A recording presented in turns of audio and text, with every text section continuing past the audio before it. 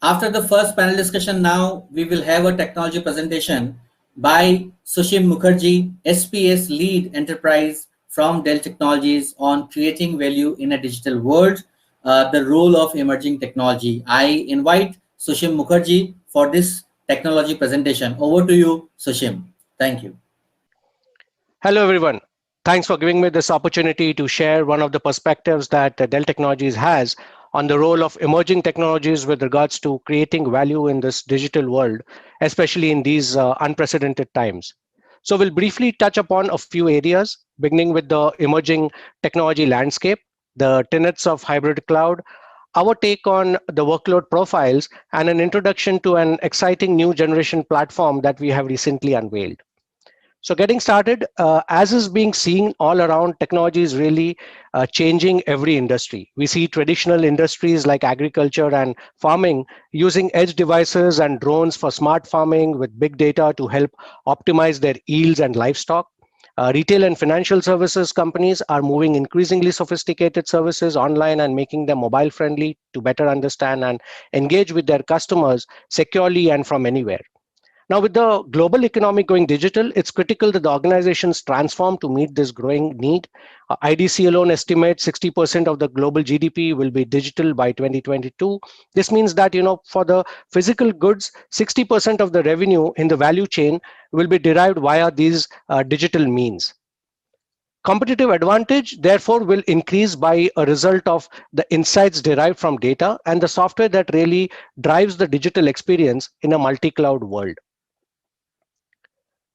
Now let's look at the key pillars of the emerging technologies. What has become pretty clear from our discussions is that the deployment and use of emerging technologies will be critical in the next decade. These will be powered by the edge computing and a multi-cloud strategy. On its own, each technology has the potential to spark major changes. In combination, they will redefine how the organizations build and deploy software, how they modernize and simplify their infrastructure, how they really inspire their workforce and secure their most critical assets, especially in the days of work from home. Right? Data has become the foundation of everything around us. As a result, the emerging technologies, if you look at the left-hand side from the emerging technologies, the journey of these organizations, no matter which industry or location, it's dependent upon the ability to really do the three things, which is drive new efficiencies so that the organization can become more agile and efficient, take the tsunami of the data and actually use the power of the organization, use it to really power the organizations, and generate value from that data to uncover new opportunities to either make or save money.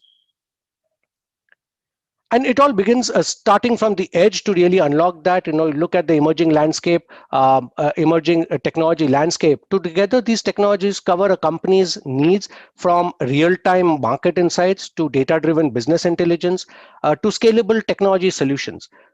Let's take a brief look at the capabilities of each that it demonstrates why the digital organizations are really choosing to invest in these areas. Beginning with the edge. The edge is really the starting point. The edge will transform how the people, machines interact with the digital services by acting on data which is closer to the source. The edge has the potential to really enable entirely new experiences, enhance efficiency, and improve the control in the business. Right? When it comes to IoT, by interconnecting the digital sensors and the devices in the physical world, IoT transforms the material things into streams of data, allowing people to really sense and interact with the objects in entirely new ways and accelerate the pace of the innovation which we see around us. Right? The next is the next generation connectivity that we are seeing with the advent of 5G, which is expected to really enable ultra low latency response times and support the real time connectivity. 5G will really offer broadband speeds of up to 20 Gbps and the ability to really support over 1,000 more devices per meter as compared to what it could do when we had just the 4G. Right? The anticipated benefits from this include faster video downloads, near instantaneous response times to web browsing, and easy transfers of large quantities of data. Right? AI doing rapid progress, transforming the new and existing data through the analytics and machine learning. With more than about $5 billion of venture capital investment over the last 2 years, AI is really poised to have a very transformative effect on the consumer, enterprise, and the government markets all around the world, right? And this is rightly put so by PwC. Uh, the last is the cornerstone of digital leadership, which is a clear and defined multi-cloud strategy that every organization really needs to strive at. It needs to really have a roadmap which is needed, and just bear in mind that it is never a one size that fits all. So it has to be very, very unique to your own organizations, your own business models, and that's where we really unlock the new value from your data. Now, when it comes to really cloud, in terms of that cloud approach, we firmly believe at Dell Technologies that the cloud is not a destination, but more of an operating model. Also, that it is no longer a conversation of either a public or a private cloud, but more the strategic use of both the hybrid cloud, right? Therefore, it's important to really note the three physical laws that will impact this digital multi-cloud world of ours, beginning with the laws of physics, the laws of economics, and the laws of land. With the laws of physics, we look at the data gravity. So with the humongous volumes of data, it is a wise strategy for compute power to really gravitate towards the source of the data, which is the edge locations we just spoke about. In laws of economics, we see that the consumption economics versus capital heavy investments have really trade-offs. And depending on the usage profiles, consumption based can also become quite cost prohibitive over a period of time, right? And lastly, we are very, very conscious of the laws of the land, compliance, data sovereignty, and that add a real new wrinkle to this cloud.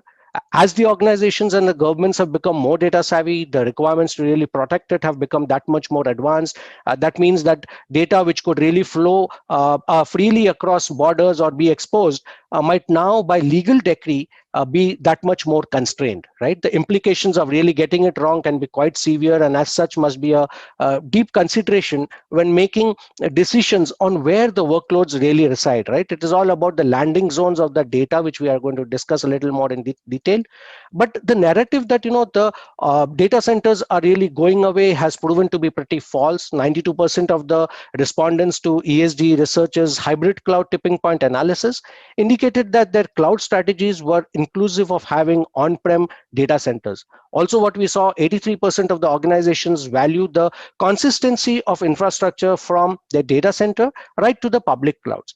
And furthermore, they found that about 77% of the respondents have really pulled some workloads back on premises, popularly being referred to as cloud repatriation. Now, this isn't to say really that the public cloud is not working.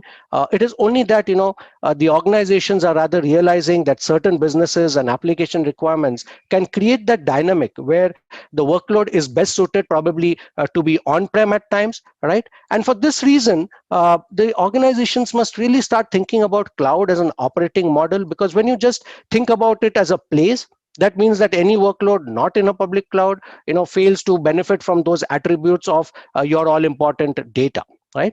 And where really does this data emanate from, right? It's from the increasing multitude of other applications.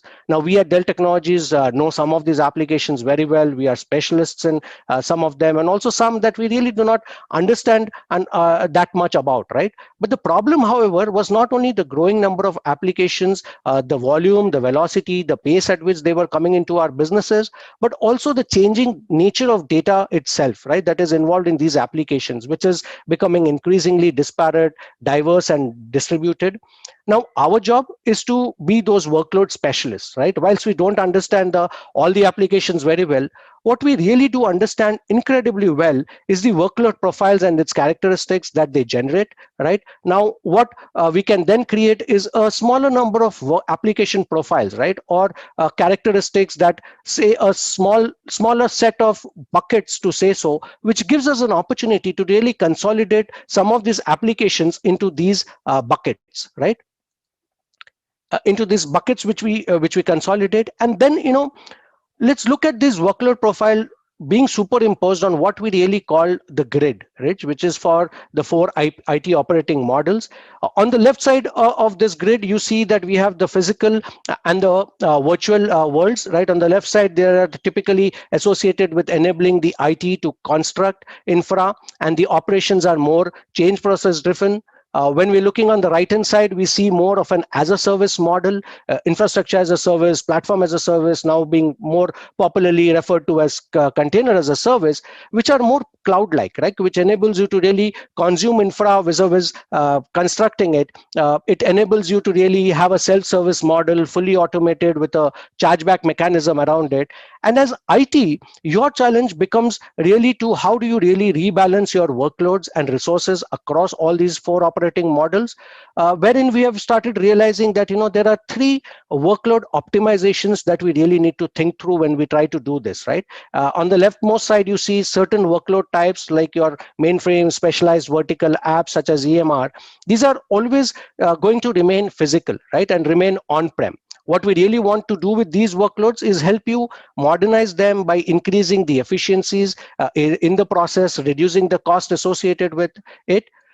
Your high-end, high-demand workloads, which are usually your Oracle, SAPs, and SQLs of the world, may be really virtualized today. But to truly move to the infrastructure as a service mode, you need to add that element of automation around that, right? And finally, your emerging apps, which are designed to really launch those new services or drive the AI or IoT processes we referred to, are probably being developed in that DevOps environment where you are really trying to optimize this for the most critical business agility that we are seeking from, right? And for each of these, what you really need then is the right infrastructure solutions that can meet your business SLAs back into your businesses, right?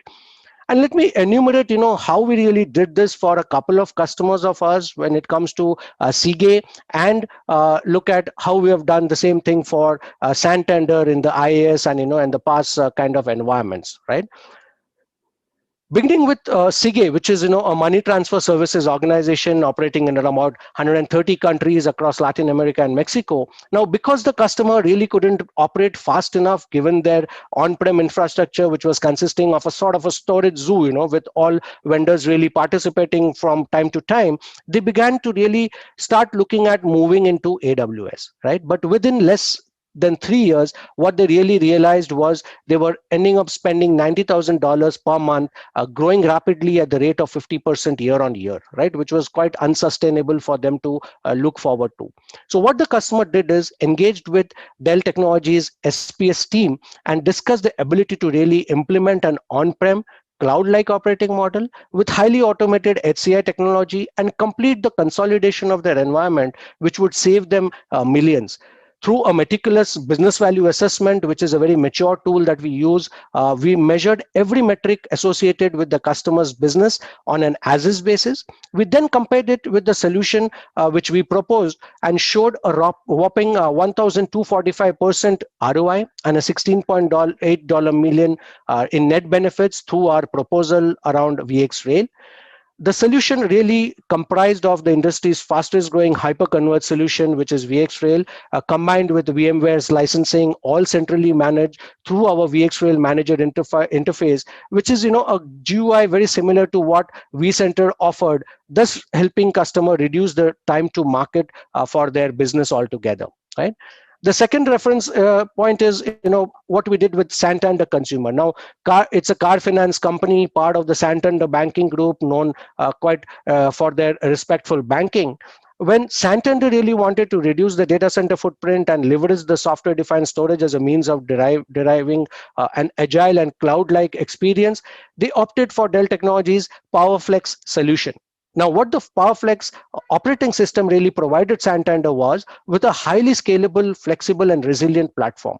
Now, the Flex OS was able to really reduce their database batch processing time from 7 hour 23 minutes down to 3 hour 50 minutes, and guarantee that that mission critical business intelligence is available at the start of each business day for them.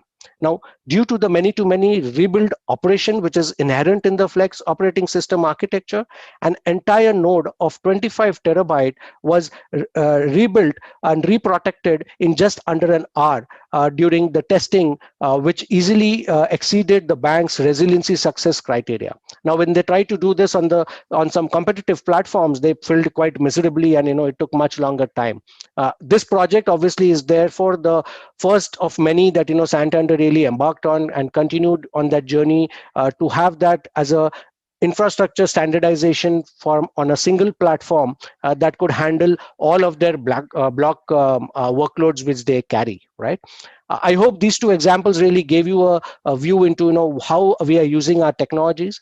But please remember that at the end of the day, it is how you understand the workload diversity that your specific environment really has. By using the Encompass tool, we analyzed over 250 accounts with 1 million VMs.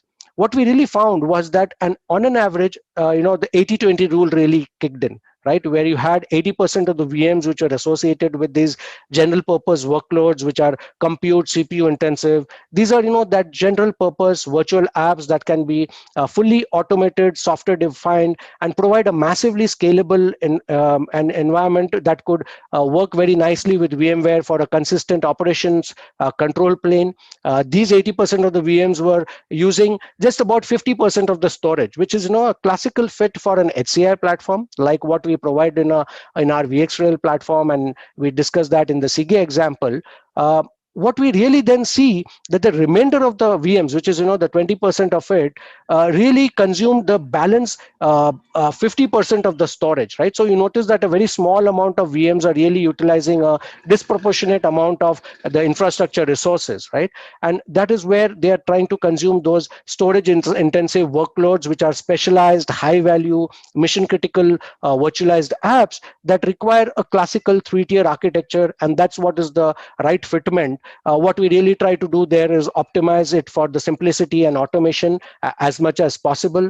We also, out of that scope, have the virtual environment where the physical workloads could also seamlessly tie into this, and then obviously the file and object workloads, especially emanating from your unstructured data sets, also fit into this 3-tier architecture. So finally, it is a kind of a classification into the right infrastructure architecture. That is what is most important for you to really look at. And I'll just pause here to for you to really take a nice look at this particular workload diversity slide, which really pans out from the left side to the right side and ensures that it is a conversation of and, where you're looking at an HCI as well as a 3-tier architecture. It is never an either or kind of conversation which we believe in, and hence you really need to put the right set of workloads into the right category, right? With that as a backdrop, let me tell you that how the prevalent use cases have really helped us evolve, and let me introduce to you how Dell Technologies is now redefining the storage industry with the release of their next generation platform, which is PowerStore. In the interest of time, let me do a quick 3x3 summary where the PowerStore platform is best explained by the 3 pillars that you see here: data centric, intelligent, and adaptable. Let's take a closer look at what each of these really means, right? Now, the platform is data centric. We can consolidate any particular workload from unified standpoint, whether it is block, file, or vvols. We scale up by adding the capacity, and we also scale out by adding the controllers. Now, this is designed for 6 nines of availability.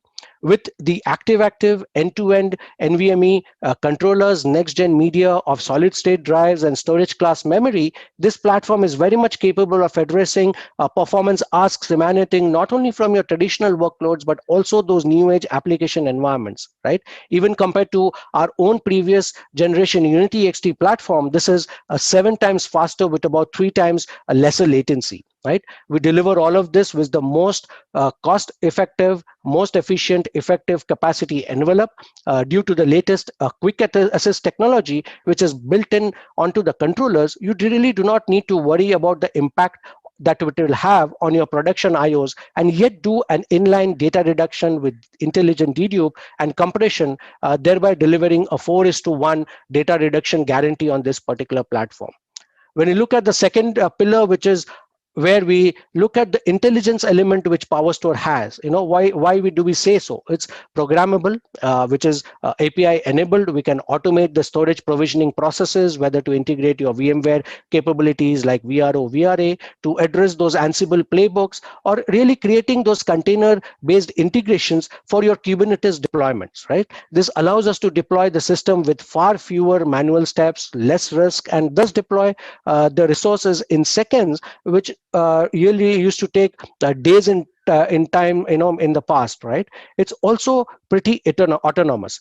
That allows the discovery of new appliances automatically to a cluster via the machine learning algorithm, which is inbuilt. Again, it ensures that the maximum utilization that takes 99% less time administrating the power store.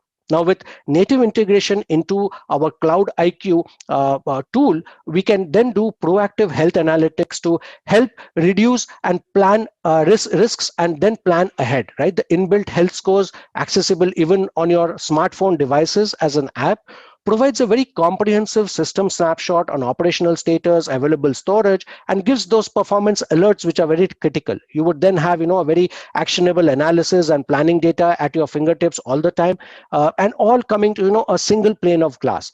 This then allows you to really spot issues 16x faster than platforms that would really not have this capability to begin with. And lastly, this platform is very, very adaptable, right? We ensure that the data migrations to get this to this platform are that much more automated, simple, and seamless.